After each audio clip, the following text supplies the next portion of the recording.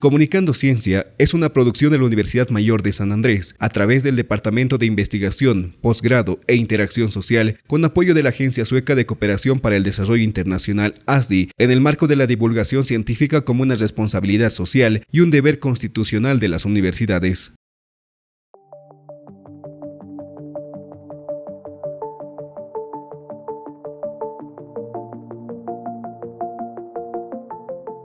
En las instituciones dedicadas a la investigación y la enseñanza, los laboratorios como espacios de aprendizaje, donde se realizan prácticas y generan conocimientos en distintas áreas, como la química, tienen una función fundamental para la ejecución de trabajos teórico-prácticos por su naturaleza experimental. Un diagnóstico realizado en los laboratorios de la Universidad Mayor de San Andrés por el docente investigador de la carrera de Ciencias Químicas y el Instituto de Investigaciones Químicas, Waldo Yapu Machicado, identificó la necesidad de producir reactivos químicos en estado puro, cantidades fraccionadas y costos accesibles. Surgió, entonces, la idea de trabajar el proyecto Producción de Sustancias Químicas, que fue galardonado con el primer lugar del área de Sistemas de Control Automático, Transformación Industrial y Manufactura del Premio Plurinacional de Ciencia y Tecnología 2023.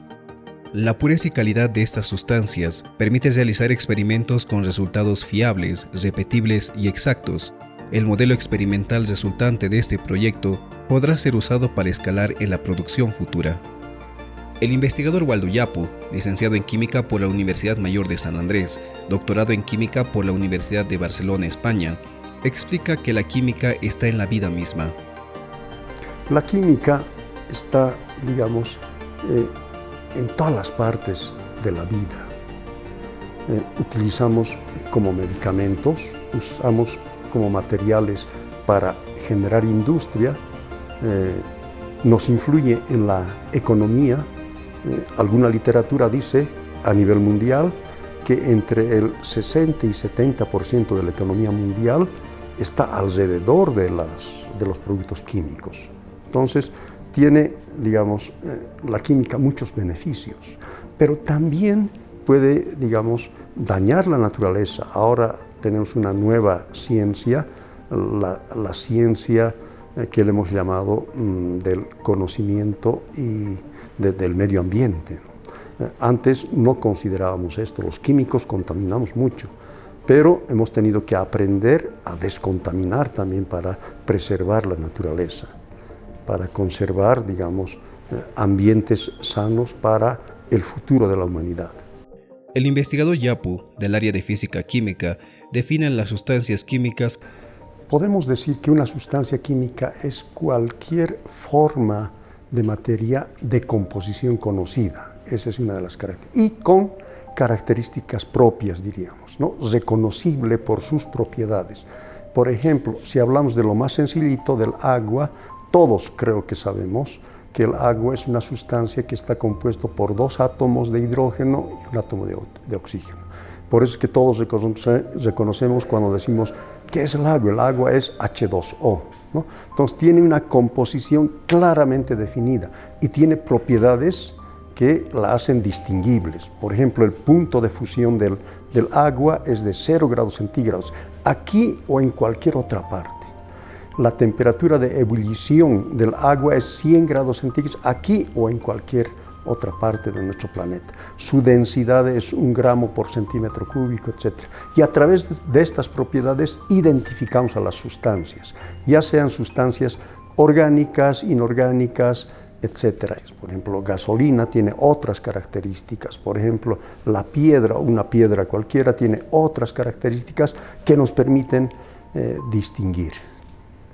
Pero, ¿qué es lo nuevo o mejorado en los productos químicos trabajados en este proyecto? La necesidad es que para demostrar las leyes de la química, para enseñar la química en colegios, en universidades y en cualquier institución que se dedique a la enseñanza, se requiere productos químicos puros, casi 100%. Entonces, tener productos químicos al 100% solo lo logramos a través de la importación de estos productos. Y como producto puro, muy elaborado, es muy caro. Además es inaccesible. Si un estudiante de colegio, por ejemplo, como sucede, como vemos, no sé, como padres de familia, a veces en el colegio nos han dicho, traigan un gramito de cloro de sodio puro, ¿no? Ese gramito pues lo podemos conseguir en estas empresas importadoras de productos químicos, pero nos van a vender para garantizarnos en frascos sellados y no un gramo, no nos van a vender fraccionado, nos van a vender en la cantidad en la que vienen los frascos, 100 gramos, 1 kilo, etc. Y entonces, ¿qué hacemos con el resto del gramito que usemos? Y además, por este hecho, por la cantidad, se encarece. Entonces, conseguir productos químicos puros es caro, es poco accesible para estudiantes de colegio, de universidad, inclusive para los colegios mismos como institución que quisieran comprar en cantidades, ¿no? Entonces, nosotros lo que hemos hecho es comprar productos comerciales o industriales en cantidades, el kilo es mucho más barato, ¿no? Y de esto lo que hemos hecho nosotros, un producto comercial o industrial, dependiendo de qué sustancia, contiene una concentración de un 60 a 70% de pureza, dependiendo de la sustancia.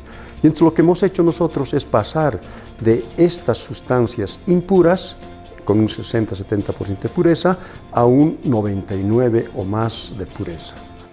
La química es una ciencia experimental que se aprende con los 5 sentidos. Porque la química aprendemos mirando. Cuando nosotros vemos que mezclamos dos sustancias químicas y vemos que precipita un color blanco, rojo, lo que sea, entonces estamos utilizando la vista.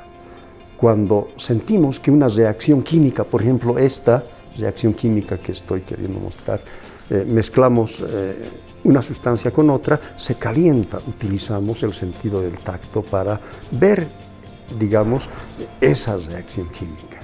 Y así sucesivamente, pues utilizamos todo. Cuando nosotros estamos en la mesa y vemos un frasquito con una sustancia blanca, no sabemos si es azúcar o sal. Utilizamos el sentido del gusto, ¿no? Tomamos un poquito y determinamos, caramba, es sal, es azúcar. Y lo mismo cuando tenemos en la misma mesa un líquido más o menos amarillento, no sabemos si es vinagre o aceite, igual. Probamos un poquito y podemos diferenciar. Entonces, el conocimiento lo adquirimos a través de todos los sentidos, de los 5 sentidos. Y luego, pues, nos ayudamos con el cerebro también, ¿no? Para entender los procesos de la química. ¿Por qué cuando nosotros mezclamos este reactivo A con este reactivo B sale tal producto, ¿no? ¿Y en qué cantidad? Entonces, las respuestas que damos siempre son al por qué, a las explicaciones de los fenómenos de la naturaleza. Con base en un inventario de los productos químicos utilizados con mayor frecuencia y en mayores cantidades en los laboratorios de enseñanza y en las carreras de la UMSA que tienen la materia de química en sus programas académicos, este proyecto logró identificar 8 productos, compatibilizando las posibilidades locales en cuanto a insumos y materias primas, equipos para el control de calidad de reactivos y productos, infraestructura de laboratorios, métodos y adaptación de los mismos, y destrezas y habilidades de los participantes. El reporte respecto a las propiedades de los 8 productos producidos en el marco del proyecto es mencionado por el investigador Waldo Yapú. En este proyecto hemos desarrollado en principio 8 productos. A ver si me acuerdo de memoria. Hidróxido de sodio PA, es decir, puro. PA quiere decir para análisis, sustancia pura. Hemos pasado de grado comercial a hidróxido de sodio puro. Hidróxido de sodio puro, cloruro de amonio, cloruro de sodio, nitrato de plata, sulfato ferroso, éter de petróleo, etanol puro, y bueno, estos 8 productos que, digamos, son la base de este proyecto. Nos habíamos propuesto hacer estos productos puros para los fines que habíamos indicado, pero la intención en este año, por ejemplo, hemos presentado un plan para pasar del nivel de laboratorio a nivel un poquito más, ¿no? A producir en mayor cantidad y poder ofrecer ya para la venta en instituciones educativas. De la experiencia de realizar prácticas de laboratorio en las carreras de la UMSA con la Cátedra de Química o afines, explica el investigador Waldo Yapú, se advierte la necesidad de disponer de reactivos con grado de pureza. Lo mismo sucede con las prácticas de laboratorio en la enseñanza secundaria, identificadas a través del componente de interacción social que trabaja esta unidad académica, tanto en el área rural como urbana. Con reactivos químicos para análisis con grado de pureza, los resultados son idénticos en cualquier parte del mundo que se realice la práctica bajo las mismas condiciones. Por lo tanto, son válidas para establecer las leyes que gobiernan la naturaleza, cuyos resultados son universalmente aceptados. La producción actual es a nivel laboratorio, pero se proyecta una producción mayor que requiere inversión. Estamos produciendo a nivel de laboratorio. ¿Qué significa eso? Pues producir en gramos, ¿no? 100 gramos, 200 gramos, etc. Pero el mercado requiere más, ¿no? Si estamos hablando de todos los colegios a los que pudiéramos ofrecer estos productos a través del Ministerio de Educación, que esa es la idea, ¿no? Vamos a necesitar kilos. Entonces, en este escalamiento, pues requiere inversiones, requiere de inversión de equipos más grandes, requiere comprar materia prima para pasar esa que vale poco pero que tiene impurezas a esta que nosotros estamos produciendo puras. Necesitamos inversión. Algo nos ha cooperado siempre el Instituto de Investigaciones Químicas, cuya misión es que hagamos investigación química, y también la carrera de Ciencias Químicas, cuyo presupuesto pues, no nos va a permitir lograr los objetivos. Entonces tenemos que, quizás, como siempre lo hacemos, buscar algún financiamiento, algún financiador. Al referirse al mercado objetivo, el investigador Yapú menciona: son colegios y son universidades, porque estos son los que necesitan este tipo de sustancias. Seguramente en una posterior etapa podemos pensar para las industrias. Las industrias, especialmente minera, igual requieren este tipo de sustancias puras para hacer su control de calidad, para determinar la pureza de un mineral, etc. Pero esa es una etapa posterior todavía. En principio estamos pensando en el mercado de la enseñanza para colegios y universidades. El investigador Johnny Flores Segura, del Instituto de Investigaciones Químicas, explica detalles del éter de petróleo, desarrollado entre los 8 productos antes mencionados. El proceso por el cual se ha desarrollado es destilación fraccionada, ¿no? Lo que están viendo aquí es una columna de fraccionamiento. Lo que hace es purificar solventes, ¿no? Mezclas muy complejas. ¿Por qué lo hemos realizado esto? Porque, como ustedes sabrán, los reactivos en este último tiempo se han encarecido mucho. El acceso a los reactivos es muy costoso, ¿no?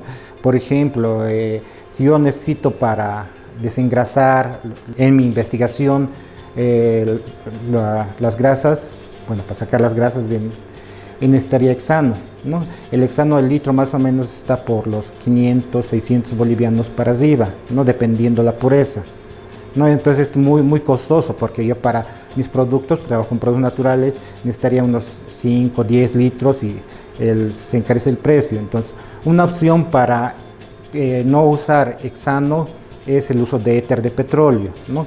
El éter de petróleo se obtiene de la gasolina, ¿no? Pero la gasolina es una mezcla muy compleja, muy sucia, ¿no? Que no se podría usar directamente. Entonces, para eso se debe purificar, y para eso hemos usado esta columna de fraccionamiento. Bueno, en realidad se han obtenido 3 productos, ¿no? Se obtiene éter de petróleo 2040, éter de petróleo 4060, éter de petróleo 6080. ¿Qué significa esto? Que el éter de petróleo 2040 hierve desde 20 grados centígrados a 40 grados centígrados. El de 40-60 desde 40 hasta 60 grados centígrados, y el de 80 desde 60 hasta 80 grados centígrados. Lo que se obtiene no es un compuesto puro, es una mezcla, ¿no?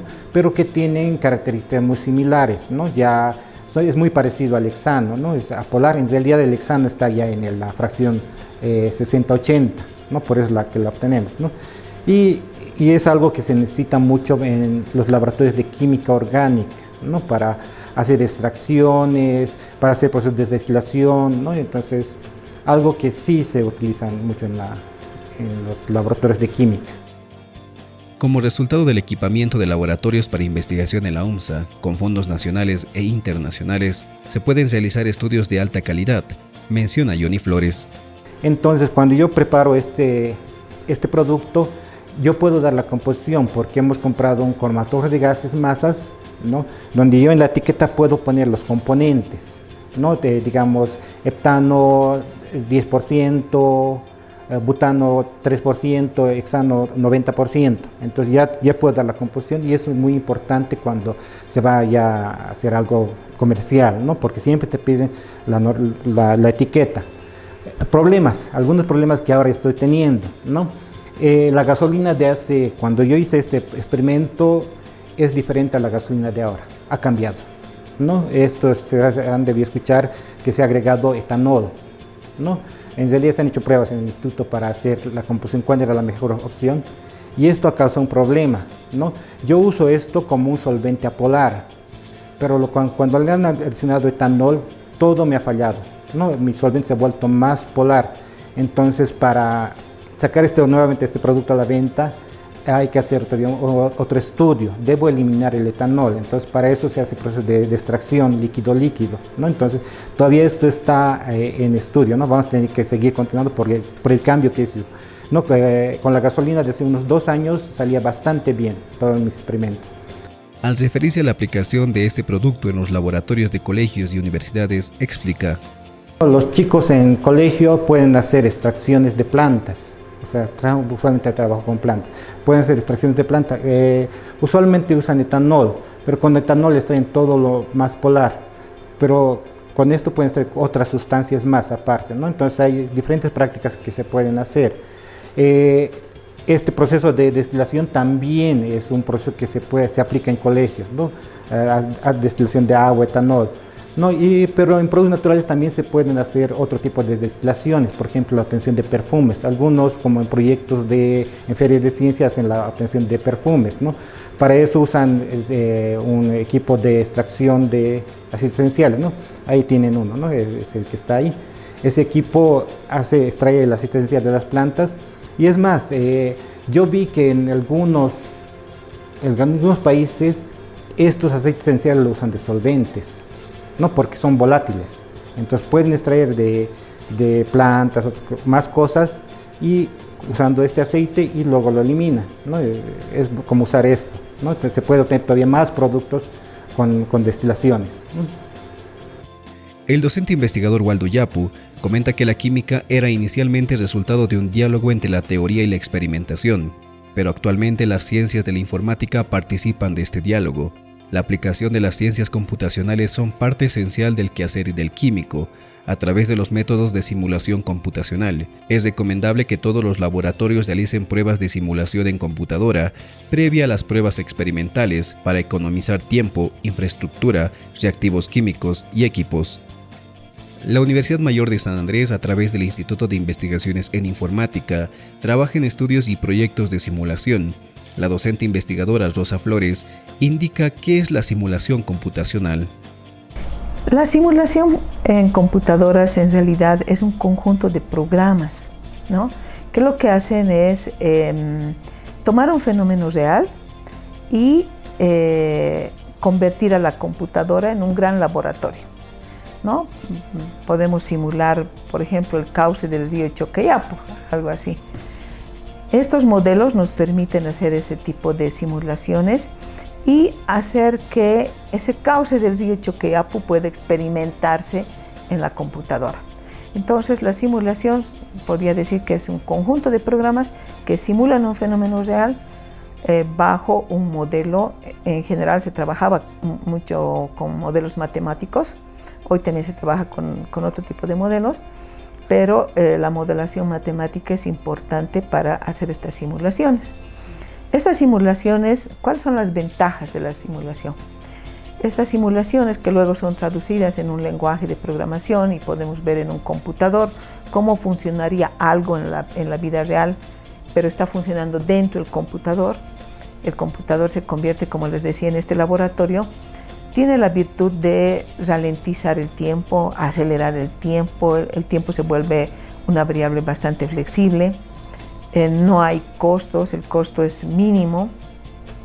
Y tiene bastantes ventajas frente a realizar experimentos sobre fenómenos reales o in situ, diríamos, ¿no?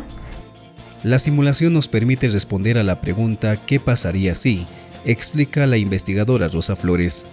La simulación también se emplea bastante en el ámbito educativo porque podemos tener, como les decía, imagínense cuánto implica el costo de instalar un laboratorio en química, comprar los reactivos, los elementos, ¿no? Todo lo que tenemos que tener predispuesto para hacer los experimentos. Sin embargo, en la computadora con el mouse, ¿no? Nosotros podemos mover, incrementar, digamos, un elemento, reducir, etc. Entonces no tiene mucho costo. Por eso es que se utiliza bastante en el ámbito educativo, ¿no? Aparte de reducir costos, si por decirle hay un accidente, ¿no?, con un elemento que puede ser bastante nocivo, digamos, para quien está experimentando, si sucede el accidente en la computadora no pasa nada con nosotros, ¿no? Entonces tiene muchas facilidades, y más en el ámbito educativo donde sí se puede simular fenómenos reales de reacciones químicas, también en la física y la matemática, incluso la biología. Acá, por ejemplo, yo podría citar, hay un sitio que ha producido la Universidad de Colorado, donde tiene un laboratorio, tiene alrededor de 1500 simulaciones para probar y comprobar las teorías de la física, para alguien que esté estudiando, por ejemplo, en colegio, lo propio para reacciones químicas, ¿no? Hasta se puede observar, digamos, cómo es el efecto invernadero. Si en algún momento podemos ver y entrar a la computadora, nosotros podemos ver que son videos animados, donde son videos interactivos. El estudiante puede cambiar las variables y ver qué sucede en caso de. Eso es lo interesante de la simulación. Nos permite responder a ese tipo de preguntas. ¿Qué pasaría si? Por ejemplo, hoy en La Paz estamos muy preocupados por las lluvias. Podríamos responder qué curso va a tomar el río Choqueapú si llueve más de una semana, ¿no ve? Entonces, ese tipo de preguntas podemos traducirlas en un modelo de simulación y encontrar respuestas, no diría 100% fiables, porque es difícil simular un fenómeno real. Un fenómeno real sucede en un contexto donde suceden variables, muchas son aleatorias, y la aleatoriedad, considerar todo ese fenómeno aleatorio es difícil, ¿no? Pero podemos aproximarnos. Entonces, esa es la virtud también de la simulación. Nos aproximamos a un mundo real, con una cierta fidelidad. En el ámbito educativo permite comprobar las reacciones, por ejemplo, en los experimentos químicos. ¿Qué pasa si le pongo un poco más de una sustancia, ¿no?, o un elemento químico, y para ver las reacciones? O sea, eso nos permite este tipo de simulaciones en el ámbito educativo. Tenemos varias experiencias en el campo de la simulación, comenta Rosa Flores, al mencionar el caso de la planificación del crecimiento de la mancha urbana en La Paz para el año 2040, en una alianza con el Gobierno Autónomo Municipal de La Paz. En la universidad tenemos varias experiencias dentro del campo de la simulación. Si mal no recuerdo, más o menos el año 2013, nosotros fuimos a buscar al Gobierno Autónomo Municipal de La Paz, que por aquel entonces estuvieron desarrollando el programa 2040. Este programa 2040 pretendía planificar el crecimiento de la mancha urbana de la ciudad de La Paz para el año 2040 precisamente. Y nosotros quisimos aportar desde la universidad con información, que con la simulación podíamos pronosticar ¿Cuál iba a ser el crecimiento de la mancha urbana tomando en cuenta las mejores condiciones para la construcción en las zonas aledañas a la mancha urbana? De tal manera que una vez pronosticados estos sectores, la alcaldía haga los estudios correspondientes para tener, digamos, más información del uso de suelos y riesgos, no solo dentro de la mancha urbana, sino fuera de la mancha urbana, para prever hacia dónde podría crecer la ciudad de La Paz. También tomamos en cuenta el cauce de los ríos y los, ¿cómo se llaman estas? Tenemos ciertos reservorios, ¿no? Áreas reservadas, ¿no? Como el bosquecillo de Pura, allá esa arboleda por el Calvario, etcétera, que son zonas de reserva, diríamos, ¿no? Bueno, considerando esto, nosotros trabajamos con un programa de, ¿cómo se llama? Un programa geoespacial, y elaboramos un modelo probabilístico. Dividimos estos mapas en pequeños píxeles para que cada píxel sea analizado por el programa y nos pueda determinar qué zonas podían ser ocupadas para la construcción. Y mire, le estoy hablando de más de 10 años atrás. Habíamos determinado que la zona noreste había varios lugares que podían ser ocupados. Y si usted en este momento, más de 13 años creo, después de este estudio, si usted baja por la autopista, desde el alto, usted ya va a ver que toda esa zona ya tiene, al principio tenía piedras delimitando como calles, ahora ya tiene construcciones. De manera que nuestra simulación y nuestro pronóstico tenía mucha fiabilidad. En la zona sur también habíamos identificado algunas otras zonas que también se han convertido en barrios, ¿no? Entonces, ese ha sido uno de nuestros proyectos más interesantes que hemos desarrollado en el instituto, diríamos, en una alianza con el municipio. Actualmente la simulación no se concentra en modelos matemáticos, sino en la realidad virtual que construye o reconstruye escenarios, explica la investigadora del Instituto de Investigaciones en Informática. Hoy la simulación ya no solo se restringe, diríamos, a modelos matemáticos, sino que tenemos ahí la realidad virtual. La realidad virtual consiste en la reconstrucción o construcción de escenarios, también pueden ser reconstrucciones de escenarios, donde uno se pone unas gafas y engaña los sentidos, ¿no? Yo, por ejemplo, puedo estar en este momento en las playas de Hawái, si es que me pongo las gafas de realidad virtual, y el escenario yo puedo observar, ¿no?, con la vista esas playas. Engañamos a nuestros sentidos para hacernos pensar que estamos en otro escenario. De manera que la simulación ya no se limita solo a estos modelos matemáticos. Y al respecto, en el Instituto de Investigaciones en Informática, hemos desarrollado también, debe ser hace unos 8 años atrás tal vez, otro proyecto donde trabajamos escenarios de realidad virtual para abordar con otra disciplina el tratamiento de fobias o miedos. Usted sabe que las personas podemos tener miedo a distintas circunstancias, elementos, no sé. Por ejemplo, yo tengo que declarar que tengo miedo a los ratones, ¿no? Y eso se llama una fobia, ¿no? Hay gente que tiene, por ejemplo, miedo a hablar en público, ¿no? Y esa es una fobia social. Ahora, no hay mejor terapia que curar estas fobias, estos miedos, enfrentando a la persona a lo que teme, ¿no? Es una terapia que se aplica, digamos, por parte de la psicología, y nosotros quisimos trabajar con estas personas, con estos especialistas, y recrearles los escenarios, ¿no? Por ejemplo, teníamos por acá, vamos a ver el Paraninfo, que es una reconstrucción gráfica del escenario.